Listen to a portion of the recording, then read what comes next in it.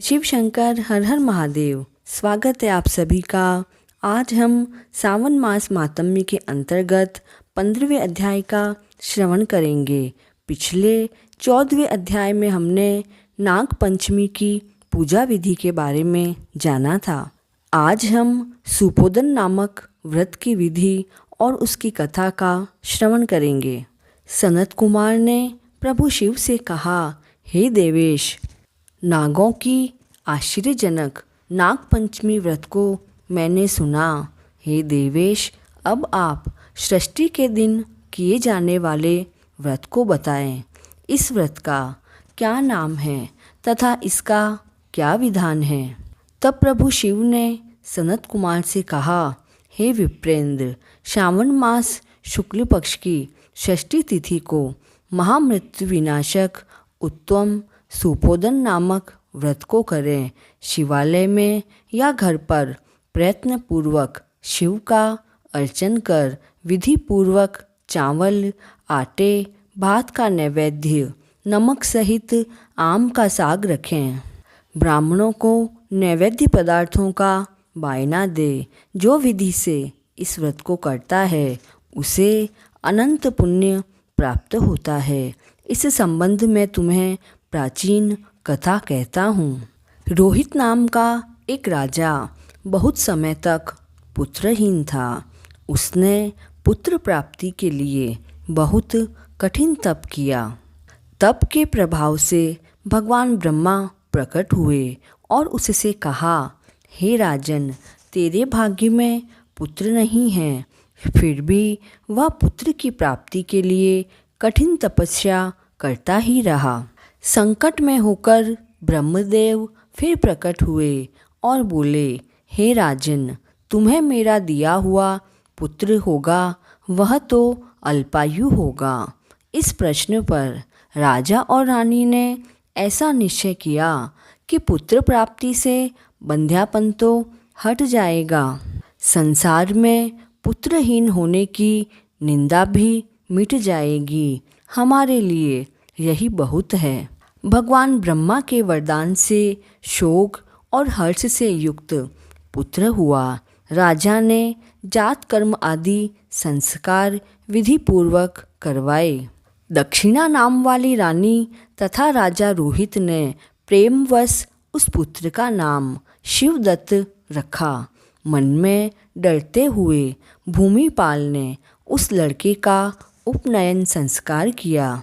उसकी मृत्यु के भय से विवाह नहीं किया।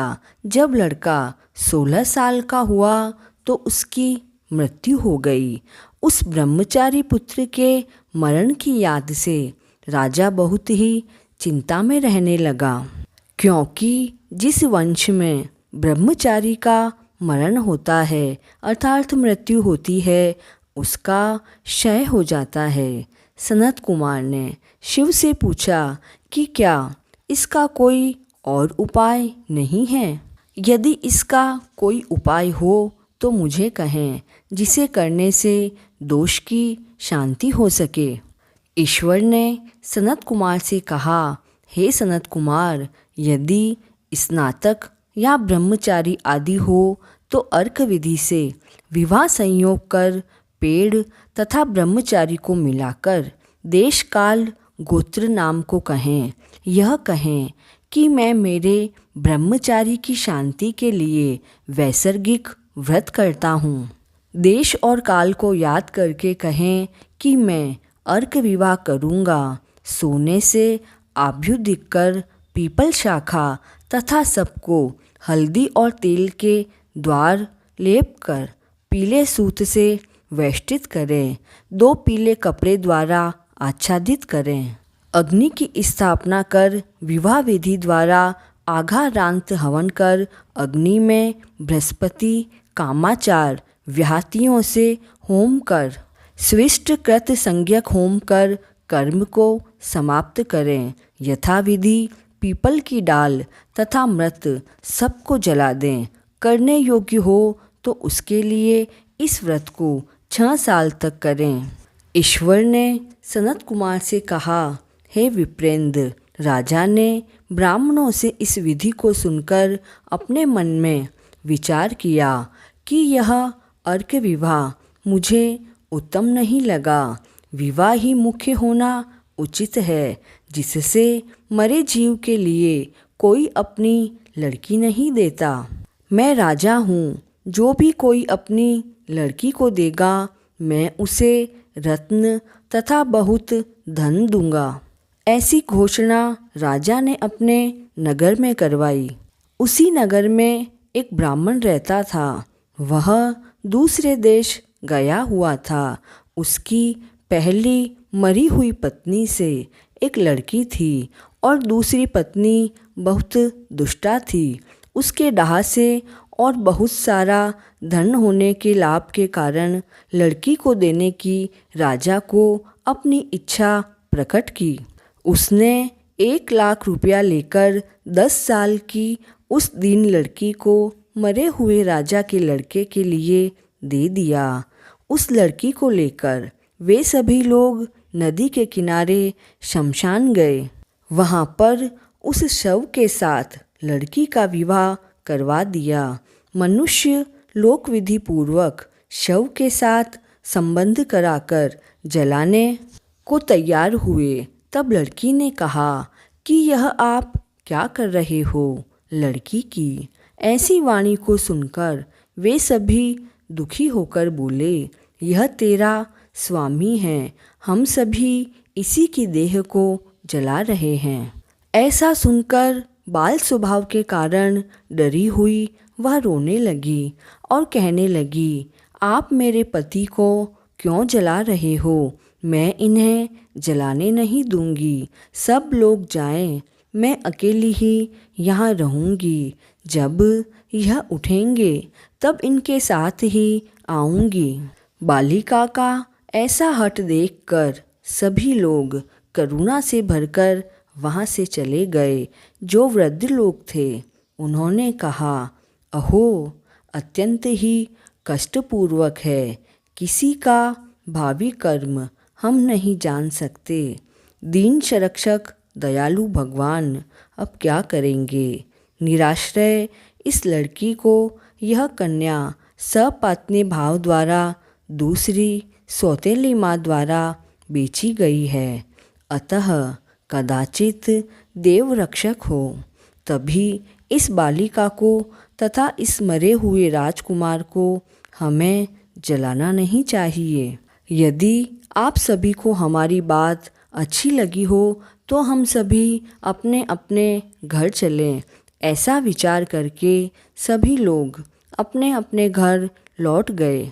वह भय विह्वल हो अकेली बालिका शिव और पार्वती को याद करती हुई बाल स्वभाव से नहीं जानती थी कि यह क्या है।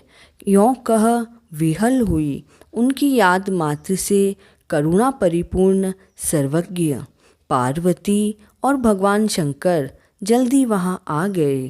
तेज पुंज और वृषभ पर सवार हुए भगवान शंकर और माता पार्वती को देखकर उसने प्रणाम किया, किंतु ये दोनों देवता हैं ऐसा उसे ज्ञान नहीं था, क्योंकि वह तो बालिका ही तो थी तथा उनके आ जाने से उसे विश्वास हुआ और वह उनसे कहने लगी कि क्या मेरे स्वामी उठेंगे या नहीं।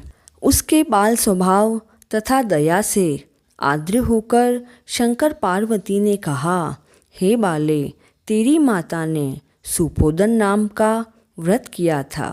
तिल तथा जल लेकर उसके फल को संकल्प करके अपने स्वामी को दे दो। तब उसने मरे हुए पति से कहा कि जो मेरी माँ ने सुपोदन नामक व्रत किया था उसके प्रभाव से मेरा पति जीवित हो जाए। उसने शंकर और पार्वती के कहे अनुसार ही किया। सुपोदन नामक व्रत के प्रभाव से शिवदत्त उठ गया। भगवान शंकर और माता पार्वती उस लड़की को व्रत का उपदेश देकर अंतर्ध्यान हो गए।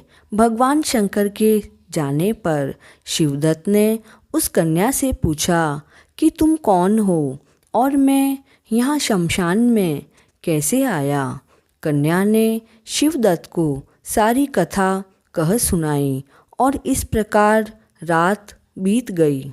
सुबह होने पर नदी के किनारे आए हुए प्राणियों ने राजा से सारी बात कही। हे राजन, आपके पुत्र और पुत्रवधू नदी के किनारे हैं। विश्वसनीय मनुष्यों से इस बात को सुनकर राजा अत्यंत प्रसन्न हो गया। नगाड़ा बजवाता हुआ राजा नदी के किनारे आया। सभी ने राजा की प्रसन्न होकर स्तुति की। हे राजन, आपका लड़का मर गया, फिर भी काल के मुख से लौट कर आया है। राजा ने अपने पुत्र की वधू की प्रशंसा की और कहा कि तुम सभी मेरी स्तुति क्यों कर रहे हो? मैं तो महान मंदभागी अधर्मी हूँ। मेरी यह पुत्रवधू सुभगा सौभाग्यवती है, धन्य है। इसके सजीव पुण्य से मेरा लड़का जीवित हो गया। ऐसा कहकर राजा ने पुत्रवधू की स्तुति की तथा उत्तम ब्राह्मणों को दान दिया। मरे हुए लड़के को गांव से बाहर जीवित हो जाने पर गांव में प्रवेश करने के निमित्त ब्राह्मण के कहने विधान से शांति की। हे वत्स, मैंने तुमसे सुपोदन नामक व्रत कहा है। इसे 5 साल करने के बाद उद्यापन करे। शंकर पार्वती की पूजा अर्चना कर चरु तथा आम के पत्ते से सुबह हवन करे। पूर्व विधान से व्रत में नैवेद्य तथा बायना दे। इस तरह व्रत करने मात्र से प्राणी चिरायु पुत्र को प्राप्त कर अंत में शिवपुर में जाता है। इस प्रकार श्री स्कंद पुराण के अंतर्गत ईश्वर सनत कुमार संवाद में श्रावण मास मातम्य का 15वां अध्याय पूर्ण हुआ। आज पवित्र सावन मास का तीसरा सोमवार है। इसकी व्रत कथा का लिंक डिस्क्रिप्शन बॉक्स में मिल जाएगा।